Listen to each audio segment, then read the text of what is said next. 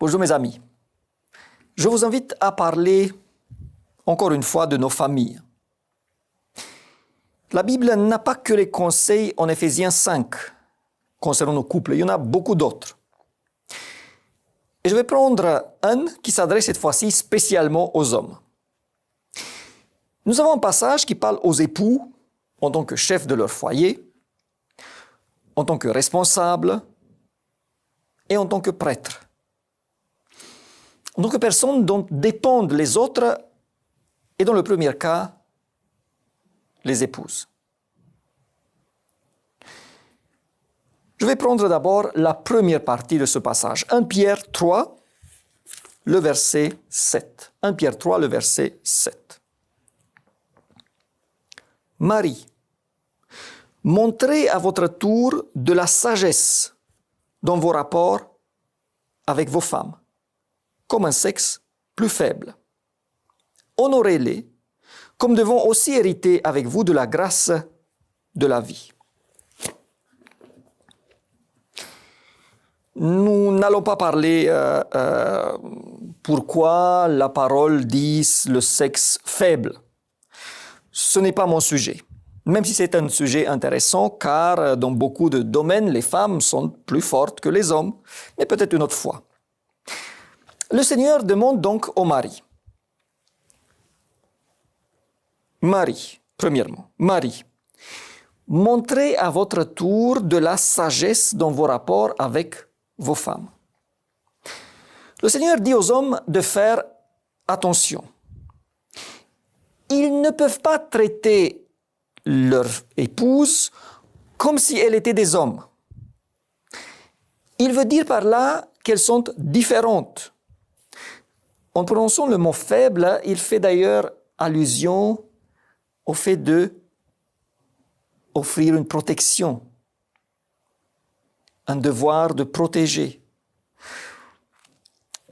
Et le Seigneur a raison de nous le dire, car nous, les hommes, avec d'autres hommes, nous arrivons généralement bien à composer.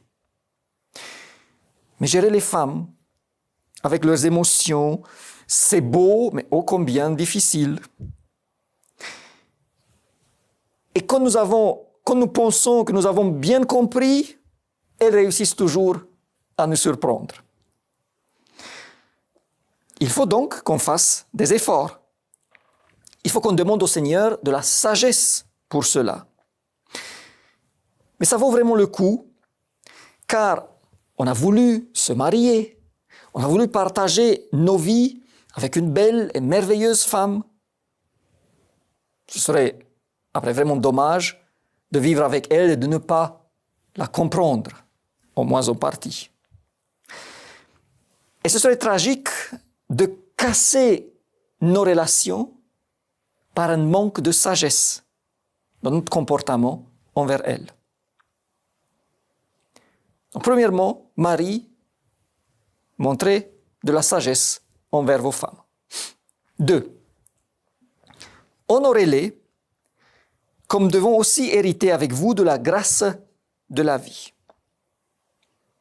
C'est un très beau passage. Le Seigneur a parlé de faiblesse qui pourrait inciter certains à la méprise.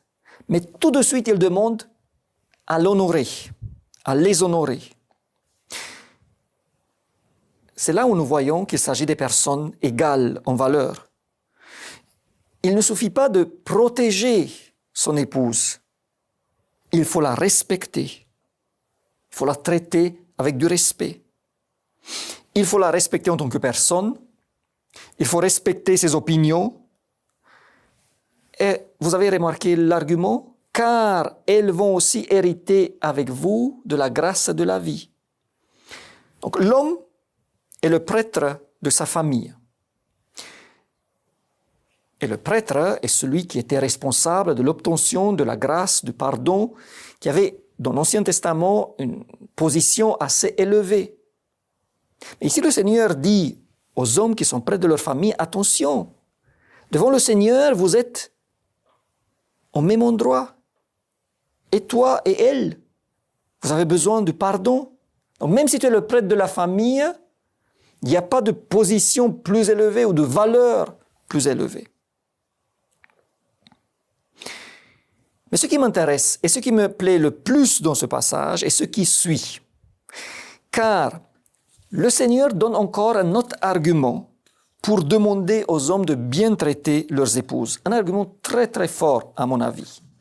Alors ça me plaît, mais ça m'effraie aussi parce que avec ce qui suit, le Seigneur nous met en tant que mari devant nos responsabilités. Donc mari, soyez sages avec vos épouses, traitez-les avec respect, afin que rien ne vienne faire obstacle à vos prières. C'est vraiment fort. Je ne peux pas m'empêcher de le redire. Le Seigneur dit aux hommes, attention mes amis, si vous maltraitez vos épouses, si vous ne tenez pas compte du fait qu'elles sont différentes, si vous les blessez, si vous ne les traitez pas avec assez de respect, alors vos prières ne vont pas monter jusqu'à chez moi. Le Seigneur en fait une condition. Pour que les prières des maris soient entendues, il faut qu'ils traitent bien leur épouse. Le saviez-vous, chers époux? J'espère bien que vous n'allez pas me reprocher d'avoir donné une arme à vos épouses pour l'utiliser contre vous, en plus de la philosophie féministe. Déjà que ce passage s'adresse aux hommes, c'est à eux d'en tenir compte. Ce n'est pas pour que les femmes exigent un certain comportement.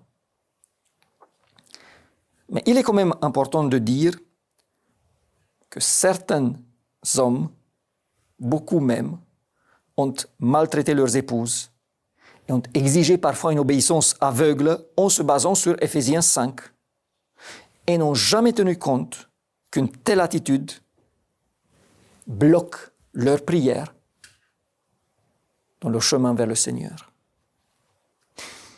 Et comme les hommes ont, eux, longtemps le pouvoir, aujourd'hui c'est un peu moins le cas, le Seigneur nous avertit qu'avec le pouvoir vient aussi la responsabilité.